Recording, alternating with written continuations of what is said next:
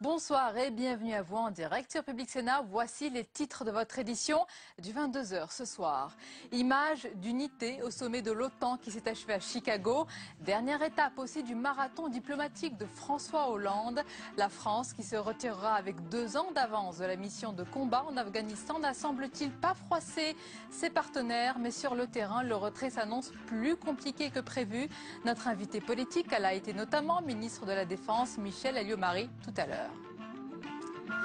2 rencontres et au menu un sujet, la Grèce. À Berlin, les ministres des Finances français Pierre Moscovici et allemand Wolfgang Schäuble ont insisté sur le nécessaire maintien dans la zone euro du pays à condition qu'Athènes respecte ses engagements. À Paris, la rencontre entre le jeune dirigeant d'extrême gauche grec Alexis Tsipras et Jean-Luc Mélenchon a permis aux 2 leaders de dénoncer le programme d'austérité imposé aux Grecs et jugé désastreux. Le maintien ou pas de la Grèce dans la zone euro est suspendu au résultat des nouvelles élections du 17 juin. On en parle tout à l'heure avec notre chroniqueur économique Jean-Louis Gombaud. Et puis c'est une claque pour les parties civiles en décidant d'ajourner le procès Servier. Le tribunal correctionnel de Nanterre reporte de plusieurs mois le premier procès pénal du Mediator, médicament accusé d'avoir causé de 500 à 2000 morts. Énorme déception pour les parties civiles qui ont laissé éclater leur colère. Nous verrons tout cela dans le tour de l'information tout à l'heure. Voilà pour le programme de votre 22h. Merci d'être en notre compagnie ce soir. François Hollande se dit satisfait de sa première grande sortie internationale qui lui a fait enchaîner tête à tête avec Barack Obama, sommet du G8 et sommet de l'OTAN où il est arrivé en retard d'1 quart d'heure pour la dernière séance. Voilà pour la forme. Mais sur le fond, la volonté de la France de retirer d'Afghanistan ses troupes combattantes n'a pas suscité de tension à Chicago où les alliés ont adopté tout à l'heure leur déclaration finale. On voit tout cela avec Marie Brémaud. 2 jours de négociations et encore aujourd'hui une réunion pour trouver un consensus sur le plan de retrait des troupes alliées. Objectif, quitter l'Afghanistan en douceur tout en respectant les voies divergentes, y compris celle de la France. François Hollande s'est engagé durant la campagne à un retrait anticipé, soit avant la fin 2012. Mais face aux réalités financières et diplomatiques, le nouveau président a dû transiger sur certains points. En 2013, demeureront uniquement des formateurs pour les forces de police et pour les cadres de l'armée afghane. Message pragmatique de bonne volonté à l'encontre d'Hamid Karzai, le président afghan rencontré en marge du sommet de l'OTAN. Maintenir des soldats français sur place au-delà de l'horizon 2012, c'est juste indispensable, s'accorde à dire l'ensemble des experts. Car il faut organiser le départ de 3400 hommes, 900 véhicules, dont 500 blindés, rien que pour la France. Cela nécessite une logistique importante qui a un coût. Par exemple, pour évacuer le matériel, les Français devront louer à la Russie ou à l'Ukraine des avions cargo seuls capables de transporter les chars et véhicules. Une seule heure de vol coûte 30 000 €. Le président français n'est pas le seul à avoir fait des promesses. Barack Obama s'est engagé au retour de 23 000 soldats avant la fin septembre 2012, soit 2 mois avant l'élection présidentielle américaine. Difficile pour les chefs d'État de concilier promesses électorales et réalité du terrain. Et nous parlerons de ce sujet et d'autres avec notre invité politique Michèle Alliot-Marie dans quelques instants. Dans l'actualité également, 2 rencontres et un sujet qui préoccupe tout le monde. Il s'agit de la Grèce. À Berlin, les ministres des Finances français, Pierre Moscovici allemand, Wolfgang Schäuble, ont insisté sur le nécessaire maintien dans la zone euro du pays, à condition, c'est important, qu'Athènes respecte ses engagements. À Paris, autre rencontre, autre ambiance aussi entre le jeune dirigeant d'extrême gauche grec. Il s'agit d'Alexis Tsipras et Jean-Luc Mélenchon. Les 2 hommes, vous allez le voir, ont dénoncé le programme d'austérité imposé aux Grecs. Julie Dungeloff. Première étape de sa tournée européenne à Paris pour celui que l'on appelle le Mélenchon grec. Et c'est justement le leader du front de gauche qu'il a accueilli à l'Assemblée nationale. Encore inconnu en France et en Europe, Alexis Tsipras devrait beaucoup faire parler de lui ces prochaines semaines. À 37 ans, le vice-président de la gauche européenne a créé la surprise aux législatives du 6 mai, arrivant 2e avec 16,8% des voix. Lors des nouvelles élections de juin, le jeune leader pourrait bien se retrouver à la tête du pays. Cette possibilité effraie déjà les créanciers de la Grèce. Pro-européen, il est pourtant farouchement opposé au plan de rigueur imposé par l'Union européenne et le FMI. C'est la politique du mémorandum qui a conduit au désastre humanitaire et à l'effondrement de l'économie grecque. Et qui peut la conduire à la sortie de la zone euro et non le contraire. Tsipras a reçu un soutien appuyé de Jean-Luc Mélenchon qui ne croit pas à une sortie de la Grèce en cas de non-respect de ses engagements. Il n'existe aucune disposition dans le traité de Lisbonne qui permet aux pays de la zone euro de chasser de la dite zone un autre pays. Après un meeting en plein air avec Jean-Luc Mélenchon, Tsipras devrait continuer sa tournée à Berlin, à la rencontre des leaders du parti de gauche allemand.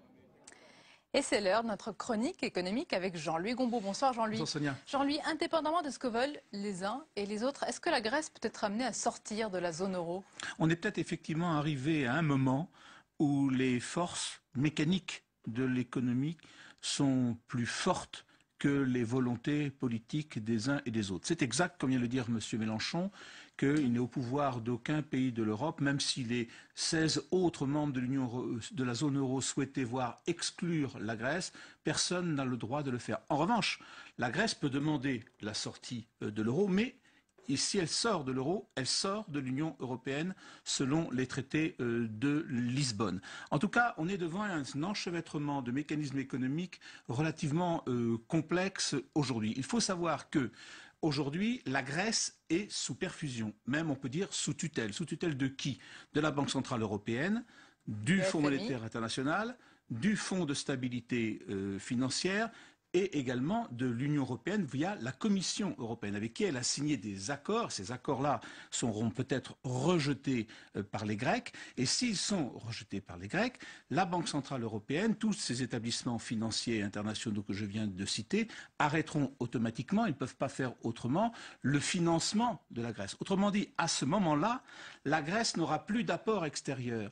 Et si elle n'a plus d'apport d'extérieur en euros, elle sera obligée mécaniquement de fait de fabriquer sa propre monnaie pour payer ses fonctionnaires, pour payer les retraites et pour payer un certain nombre d'allocations sociales qui existent encore en Grèce. Donc elle sortira spontanément parce qu'il y aura plus, elle sera asséchée par le fait qu'il n'y a plus de monnaie extérieure qui viendra chez elle sans qu'on ait pris le soin de l'exclure de la zone euro. Et on aura cette situation un peu bizarre de voir un pays membre de la zone euro qui ne sera plus en euros.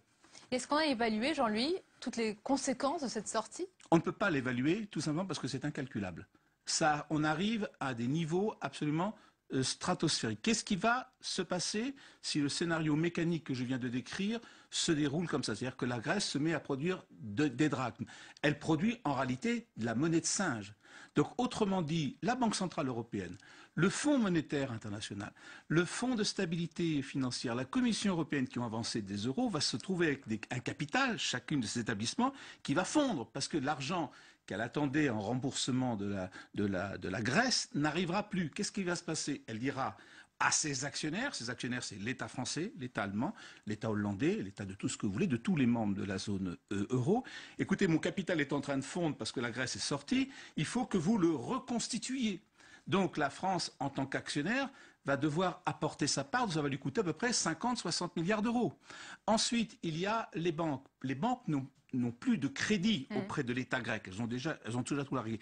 Mais elles ont du crédit auprès des entreprises grecques. Certaines banques ont même propriété de banques grecques. Et tout ça n'aura plus de valeur. Donc il faudra qu'elles se reconstituent. Ça va compter pour la France à peu près une vingtaine de milliards. Par ailleurs, si la Grèce sort, ça veut dire quoi? Ça veut dire que l'Espagne peut sortir, que le Portugal peut sortir. Aujourd'hui, qu'est-ce qui se passe? L'Espagne emprunte à des taux d'intérêt de 5-6%. Pourquoi? Parce qu'on dit, derrière, il y a la Banque centrale européenne, il y a le fonds, etc., etc., etc. Et donc, si elle peut sortir, il n'y aura plus ça. Donc, ce n'est pas à 5-6% qu'on lui prêtera de l'argent. C'est à 10-12%. Et l'Espagne explose. Donc, on a tout un système de répercussions et c'est pour ça que c'est absolument incalculable. Bon, Jean-Louis Gombaud, dernière question.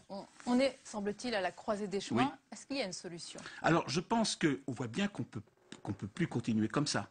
On ne peut pas. C'est pas possible. La Grèce ne peut pas. Elle est encore en dépression. Elle fait 5 ans de dépression économique. D'un autre côté, nous, on ne peut pas non plus admettre que la Grèce ne puisse pas refinancer ce qu'on lui a prêté. À partir de là, je pense qu'on s'orientera vers un adoucissement des conditions aujourd'hui imposées à la Grèce, car la dureté qui lui est demandée devient parfaitement excessive pour ces gens qui ne sont pas responsables de la situation dans laquelle ils se trouvent. Donc on va certainement vers un alourdissement, peut-être un statut spécial pour la Grèce. Le problème, c'est que, toujours une conséquence, c'est que le Portugal va dire « et pourquoi pas moi ?» Et l'Irlande peut dire « mais pourquoi pas moi ?» Donc ça va être quelque chose de difficile à négocier, mais c'est sans doute vers cette orientation que l'on va se diriger. Nous aurons l'occasion d'en reparler. Merci beaucoup Jean-Louis Resté. Regardez, ça va vous intéresser.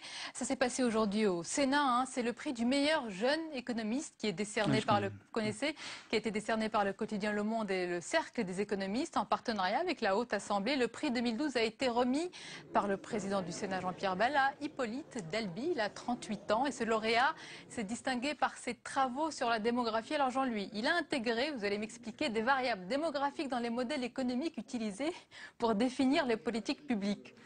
C'est tout simplement le fait qu'il faut... Ah oui, c'est simple. Non, c'est pas simple, bien sûr, sinon on n'aurait pas le prix. Mais c'est justement, on intègre évidemment des phénomènes de perspective de natalité et de mortalité pour définir les politiques sociales à venir. Bon, c'est clair, voilà pourquoi il a eu le prix, on va l'écouter ce jeune homme. Je pense que c'est des travaux qui sont un petit peu différents, qui sont à la frontière de l'économie et de la démographie, et qu'aujourd'hui c'est un vrai sujet. Le vieillissement de la population, la réforme des retraites, et donc peut-être que mes travaux portent un éclairage différent sur ces enjeux qui sont de société, qui sont très importants. Et la suite du 22h à présent avec le coup d'envoi de la campagne des législatives. Aujourd'hui, la gauche espère une majorité qui lui permettra bien sûr de gouverner sans l'obliger à de délicats compromis. De son côté, la droite espère un retournement de tendance après sa défaite à la présidentielle et de part et d'autre. Les stratégies nationales se heurtent souvent, vous allez le voir, à des élus locaux qui font parfois cavalier seul. Dans un instant, notre invité politique sur ce sujet et d'autres, ce sera Michel Elliot-Marie. Mais d'abord, les enjeux de cette élection avec Paul Bouffard. Tout ministre battu ne restera pas au gouvernement. Le message est clair, Jean-Marc Ayrault et 25 de ses ministres sont en première ligne pour le 3e tour de la présidentielle. Et pour certains, le combat sera serré, notamment pour le nouveau ministre de l'économie Pierre Moscovici dans le Doubs. En 2007, il n'avait remporté son siège qu'avec 750 voix d'avance. Depuis la 11e circonscription des Yvelines, ancrée à droite, Benoît Hamon doit faire la différence face au député sortant Jean-Michel Fourgousse. Difficulté aussi pour Stéphane Le Foll. Le ministre de l'Agriculture aura fort à faire dans l'ex-circonscription de François Fillon. Désormais aux affaires sociales dans le gouvernement, Marisol Touraine va devoir se battre dans l'Indre-et-Loire, terre de droite, pour conserver son portefeuille. Top départ aussi pour l'UMP et les leaders de l'ancienne majorité présidentielle s'inquiètent. Comme Jean-François Copé en Seine-et-Marne, il pourrait être confronté à une triangulaire qui lui avait coûté la victoire en 1997. Situation encore plus compliquée pour Xavier Bertrand dans l'Aisne. Dans ce département, Marine Le Pen est arrivée en tête au premier tour de la présidentielle. Le 6 mai, François Hollande avait fait un large score, 52,4% des voix. Le 10 juin, pas de cadeau pour François Bayrou. Le patron du Modem est mis à mal sur ses terres. Au total, 10 candidats dont une socialiste et un UMP se présentent face à lui. L'invité politique du 22h, elle a occupé tous les postes régaliens de la République au ministère de la Défense, à l'Intérieur, à la Justice et aux Affaires étrangères. Michel Elliot-Marie, bonsoir. Bonsoir. Et bienvenue à vous. C'est exact, ma présentation est bonne. Vous êtes la seule femme à avoir occupé tous ces postes régaliens sur la République ? Oui, je pense même, d'ailleurs pas seulement femmes, je ne pense pas qu'il y ait d'hommes qui les aient occupés, effectivement, tous. Ça reste une exception de confier à une femme un poste régalien. On voit dans le gouvernement Hollande-Ayrault, il y a, malgré la nécessaire parité, il y a une seule femme qui hérite d'un poste régalien, c'est Christiane Taubira à la justice. C'est une exception ? Écoutez, je le regrette pour ma part. Je pense avoir démontré dans ces différentes fonctions qu'une femme pouvait occuper ces postes aussi bien qu'un homme. Et j'espère bien sûr qu'il y aura des femmes ensuite pour occuper les ministères régaliens. Il y a une sorte de timidité peut-être à confier certains ministères à des femmes de la part des politiques, visiblement de gauche plus que de droite, puisque c'est Jacques Chirac puis Nicolas Sarkozy qui m'ont confié successivement ces différents postes. Et la parité, selon vous, ça doit être la norme dans un gouvernement? Il faut la parité? Non. Alors, vous savez, moi, je ne suis pas pour les quotas et je ne suis pas non plus pour une parité absolue. Je trouve ridicule et je suis furieuse quand je vois qu'on nomme un homme incompétent alors qu'il y a une femme compétente qui pourrait occuper le poste. Mais je vais vous dire que je suis tout aussi fâchée quand je vois qu'on nomme une femme moins compétente qu'un homme simplement parce qu'elle est une femme. Là, ce n'est pas le cas. Dans ce gouvernement, c'est la compétence des femmes qui prime. Nous verrons, je dirais tout simplement. On va juger sur les actes. Justement, parlons des premiers pas de ce gouvernement, Michèle Alliot-Marie. La nouvelle garde des Sceaux, Christiane Taubira, souhaite supprimer, dit-elle, les tribunaux correctionnels pour mineurs. Vous avez été garde des Sceaux. Quelle est votre réaction sur cette décision à venir? Je pense qu'ils n'ont rien appris et je le regrette. Il faut quand même voir que nous ne sommes plus aujourd'hui dans la situation d'il y a 40 ans. Et je pense qu'il faut que la justice réponde aussi à des réalités nouvelles. C'est vrai qu'aujourd'hui, il y a des mineurs qui sont encore des enfants, comme nous disions autrefois, et puis vous en avez d'autres qui ne sont plus du tout dans cette situation. Et à ce moment-là, avoir un même système qui prenne en compte un enfant qui a 11 ans et un autre qui en a 14, mais qui se conduit déjà comme un délinquant récidiviste. Et j'ai vu aussi bien comme ministre de l'Intérieur que comme ministre de la Justice des jeunes de 13 ou 14 ans qui avaient des dizaines d'actes de délinquance à leur acquis. Je pense que pour cela, il faut effectivement prendre en compte aussi cette réalité. Quand vous dites qu'ils n'ont rien compris, c'est-à-dire qu'ils ne connaissent pas la réalité, selon vous? Non, je dis ils n'ont rien appris, c'est-à-dire qu'ils restent sur des idées sans vouloir voir la réalité. Et je crains que c'est ça. Aujourd'hui, certains vont devoir passer simplement des mots à la réalité et à la réalité de l'action. Et il serait temps, peut-être pour la France, pour les Français aussi, qu'ils plongent le plus vite possible dans cette réalité. Alors, concernant toujours la nouvelle garde des Sceaux, on a appris aujourd'hui qu'il y a eu une évasion lors d'une permission pour un match de basket, lors d'une visite de la garde des Sceaux dans une maison d'arrêt, celle de Fleury-Mérogis. Est-ce que c'est un incident qui peut arriver ou est-ce qu'il faut voir un signe plus profond? Non, écoutez, Madame Taubira vient d'être nommée, nous allons voir ce qui se passera. Il est vrai que des évasions, il y en a parfois de temps en temps. Il faut savoir dans quelles conditions elle s'est produite et moi je me garderai bien de prononcer un jugement sur ce qui se passe. Contrairement à d'autres à droite qui commencent à dire « Ah, c'est le retour de laxisme ». Non, pas de procès d'intention. Moi, je ne veux pas faire de procès d'intention. Je sais qu'il est difficile de saisir tout de suite des dossiers. En revanche, ce qui peut m'inquiéter, ce sont davantage des déclarations des directions. Alors, nous allons voir si les ministres en place vont être ou non rattrapés par le principe de réalité. Ce qui serait ennuyeux pour les Français et dangereux pour la France, c'est qu'ils restent dans certaines idées qui n'ont pas grand-chose à voir avec le monde d'aujourd'hui. Michèle Alliot-Marie, la campagne des législatives débute aujourd'hui. L'UMP, bien sûr, veut gagner cette élection. La gagner signifie entrer en cohabitation. Est-ce qu'en ces temps troublés de crise, une cohabitation serait vraiment une bonne chose pour l'intérêt général de la France? Je ne crois pas que le problème soit là. Le problème, c'est de gagner le plus grand nombre de députés possible de façon à pouvoir rééquilibrer. Rééquilibrer pourquoi? Parce que jamais vous n'avez eu une telle concentration de pouvoir d'un parti politique. Pourquoi cette concentration ne vous a pas gêné quand c'était aux mains de la droite? Mais je vais vous expliquer pourquoi ça n'était pas le cas. Car il y avait des contre-pouvoirs, qu'on le veuille ou non. Aujourd'hui, il y a certes le Sénat, la présidence de la République, le gouvernement, c'est quelque chose de tout à fait classique. Mais vous avez aussi des syndicats qui ont d'ores et déjà pris position. Certains leaders syndicaux ont pris position pour le président de la République et pour le gouvernement en place. Vous avez toute une série de corps intermédiaires qui prennent une position politique. C'est ça le problème. Y compris d'ailleurs, je vais vous dire, certains médias. Vous voyez Le Monde qui appartient à des amis de M. Hollande. Peut-être que d'autres médias vont rééquilibrer avec Le Monde, il y en a d'autres. Il y en a peut-être. En tous les cas, je vous en cite, puisqu'il s'agit dans la presse écrite de l'un des médias les plus importants. Ça, c'est une première chose. Avoir une telle concentration, je pense qu'il faut rééquilibrer. D'autre part, ce que je dis aussi, c'est que depuis 4 ans, les Français ont fait énormément d'efforts. Ils ont fait beaucoup d'efforts pour moderniser notre pays, ce qui d'ailleurs nous a permis très largement d'échapper à un certain nombre des conséquences de la crise. Pas à toutes, mais à un certain nombre. Et si vous regardez, donc je crois que c'était l'objet aussi du débat précédent. Vous les appelez à ne pas stopper voilà, ce mouvement. si vous regardez ce qui se passe dans nombre de pays voisins, vous voyez que la France s'en sort plutôt mieux. Et au moment où la croissance revient, nous sommes un des pays européens qui a le plus de croissance, où nous empruntons aux taux les plus bas. Remettre en cause tout ça, ça me paraît dangereux. Et je pense qu'il faut des députés pour empêcher que les décisions les prises. Tabou dans ma question à laquelle vous n'avez pas répondu, c'est le mot cohabitation. Si vous gagnez cette élection, il y a une cohabitation, vous l'admettez. Vous la recherchez, vous la revendiquez, ce sera le cas. Moi, ce que je souhaite, c'est que nous ayons le plus grand nombre de députés possible, pour une double raison. Bon, si nous avons la majorité, ça nous permettra effectivement de bloquer des décisions qui peuvent remettre en cause les résultats des efforts des Français. Vous êtes peut l'accepter, c'est contraire à l'esprit de la Ve République, la cohabitation. Mais puis-je vous faire remarquer, dans les institutions de la Ve République, il y a eu des cas de cohabitation et qui qui ont été peut-être exceptionnels. Oui, mais avouez quand même qu'un président de la République dont je ne conteste pas la légitimité, qui a été élu certes, mais qui a été élu avec moins de la moitié des voix des votants, c'est aussi une circonstance que nous n'avons jamais connue sous la Ve République.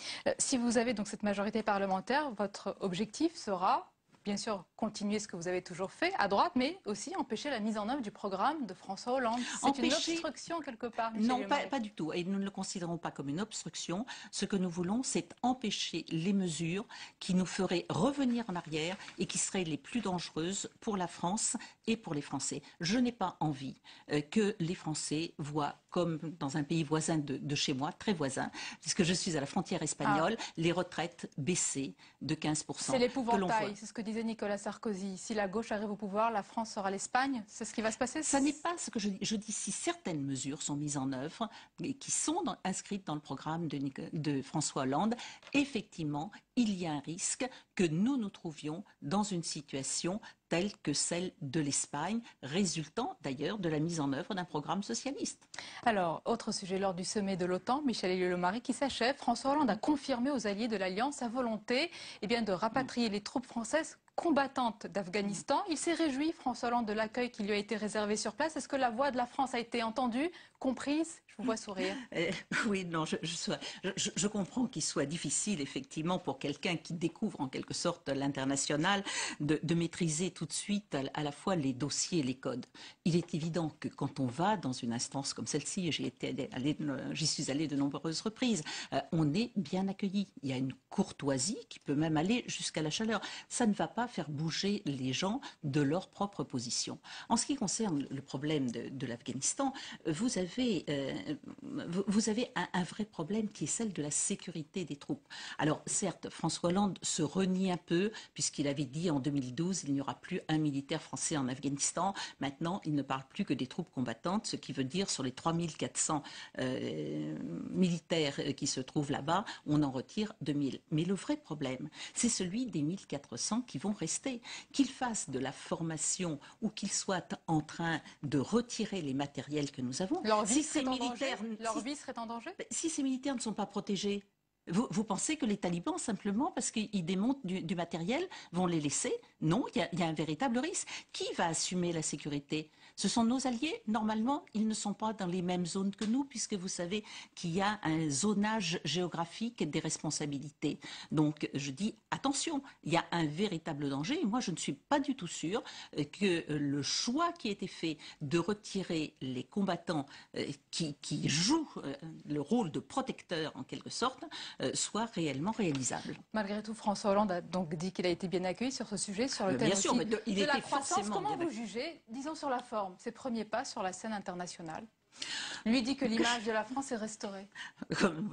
Je crois que l'image de la France n'avait pas besoin d'être restaurée. D'ailleurs, il suffit de voir les propos qu'a tenus M. Obama à l'égard de M. Sarkozy au moment où M. Sarkozy est parti, ou les propos de Mme Merkel ou ceux de n'importe qui, pour voir que la France avait un très grand rôle et qu'elle était reconnue, justement, dans l'ensemble du monde. Mais vous espérez qu'elle le conservera? Pardon? Vous espérez qu'elle le conservera? Bien, écoutez, je suis gaulliste, je suis profondément profondément attachée à mon pays et ce que je voudrais, c'est effectivement que la France garde et son influence et sa place. Alors vous me dites comment est-ce que je juge les premiers pas de M. Hollande.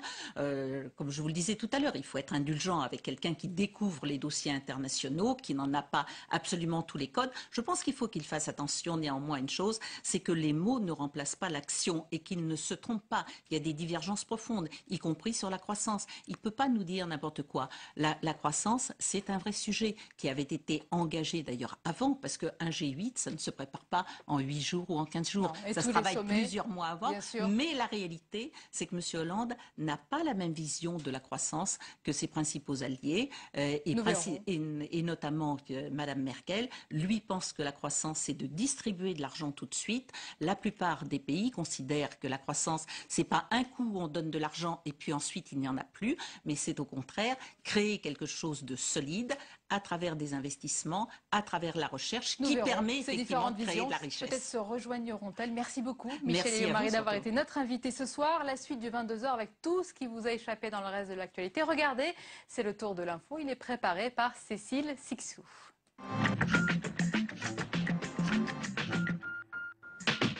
Le tribunal de Nanterre a tranché. Le procès du Mediator est reporté de plusieurs mois. Une décision terrible pour les associations de victimes. Nous sommes énormément déçus. On se rend compte que les victimes d'en bas, les petites gens, sont traitées par-dessus la jambe.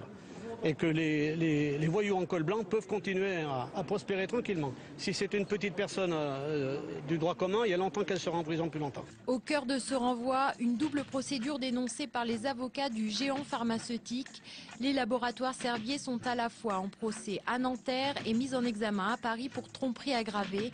La Cour de cassation a 3 mois pour décider si elle donne suite au procès. Dominique Strauss-Kahn, de nouveau dans le viseur de la justice. Le parquet de Lille a ouvert une enquête pour ce qui pourrait être qualifié de viol en réunion. Les faits se seraient déroulés à Washington en décembre 2010 en présence de l'ancien président du FMI. Le camp DSK dénonce un acharnement de la justice et des médias. Ce soir, l'escort girl à l'origine de l'enquête revient sur sa déposition. Elle préfère parler de domination plutôt que de viol. Air France dans la tourmente, le groupe doit dévoiler son plan pour les 3 prochaines années jeudi prochain. Objectif, faire des économies. 5000 postes pourraient être supprimés sans licenciement sec. Des informations démenties par la compagnie. Des évaluations pour rien. Toute la semaine, les élèves de CE1 et CM2 vont être testés en mathématiques et en français. Normalement, les résultats de ces épreuves remontent au niveau national et sont exploités par le ministère de l'Éducation, mais pas cette année. Que ces évaluations se déroulent, mais elles resteront dans les classes, elles resteront dans les écoles. Il n'y aura pas remontée au ministère pour faire des statistiques, mettre en concurrence les écoles et fausser les résultats de l'école française. Vincent Peillon a promis de réformer ces tests dès l'été. Il présentera également un plan d'urgence dans le primaire pour la rentrée. C'est une première sortie que la toute nouvelle ministre de la Justice risque de ne pas oublier.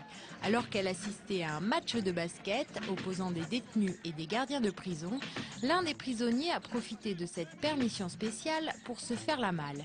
Il devait rentrer à 21 h à la prison de Fleury-Mérogis, mais ne s'est pas présenté.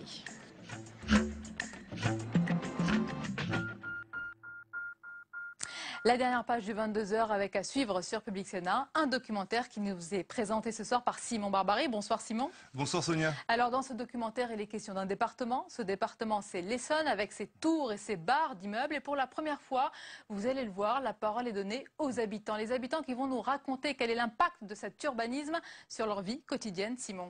Oui, ce documentaire se présente comme une mise en scène de film amateur tourné en Super 8 dans les années 60-70. La réalisatrice Marie-Christine Delacroix nous propose une sorte de retour vers le passé dans cette banlieue des 30 Glorieuses, à l'époque où les espaces verts sont progressivement mangés par les tours et les barres d'immeubles. Les protagonistes commentent eux-mêmes leurs images, leurs souvenirs et leurs impressions de l'époque. Et derrière leur histoire personnelle se dessine une histoire intime de l'urbain. On se rend compte que ces grands ensembles font partie intégrante de leur vécu. Alors quand on parle des cités et de la banlieue dans les médias, il arrive qu'on parle souvent des aspects négatifs. Là, il faut le souligner, c'est pas le cas. Oui, ce documentaire bouscule les clichés actuels sur la banlieue en choisissant de montrer la parole et les images de ces Pionnier des cités, la réalisatrice nous rappelle qu'au départ, ces grands ensembles étaient un symbole de progrès technique et social, mais l'absence de rénovation urbaine a peu à peu dégradé leurs conditions de vie et poussé les plus aisés d'entre eux à acheter des pavillons et des maisons dans d'autres quartiers.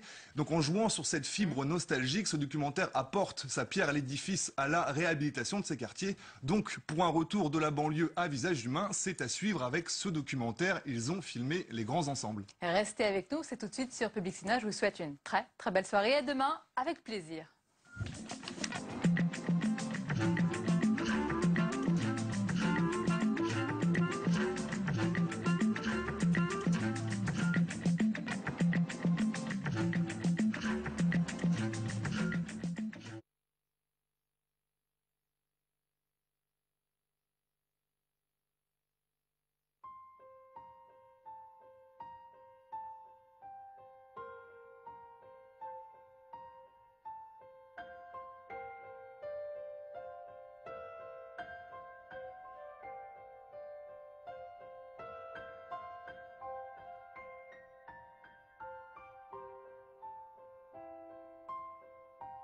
Une fillette présente timidement sa poupée à la caméra.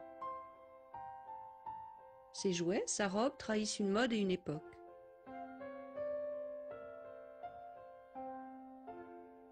Un cinéaste amateur filme tendrement sa famille. Plan suivant, balade en bas de l'immeuble avec les landaux. Nous sommes résidence de la Rocade à Longjumeau en 1968. La cité est tout juste construite. Les trottoirs sont encore en chantier, la banlieue se transforme.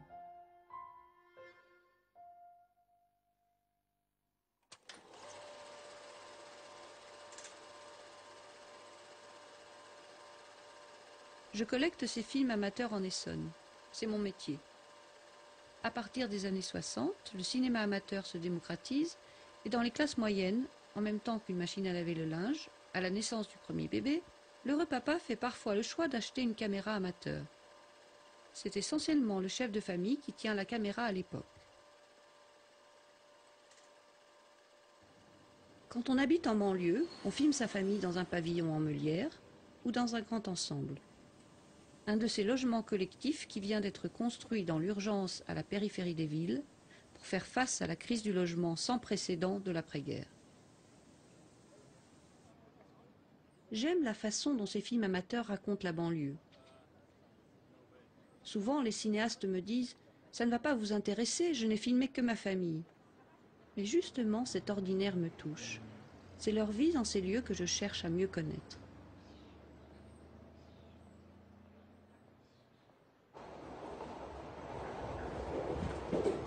RERC, direction Juvisy. Je sillonne la banlieue parisienne, j'enquête, je m'obstine à trouver des traces. À Massy, Évry, Vigne-sur-Seine, Saint-Michel-sur-Orge, des lieux où on ne va pas pour se promener. Allez voir.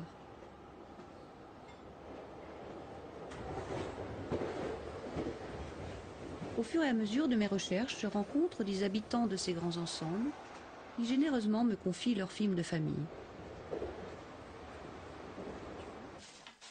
La caméra est manuelle. Ah, faites voir, faites voir. Hein, donc... Montrez-moi.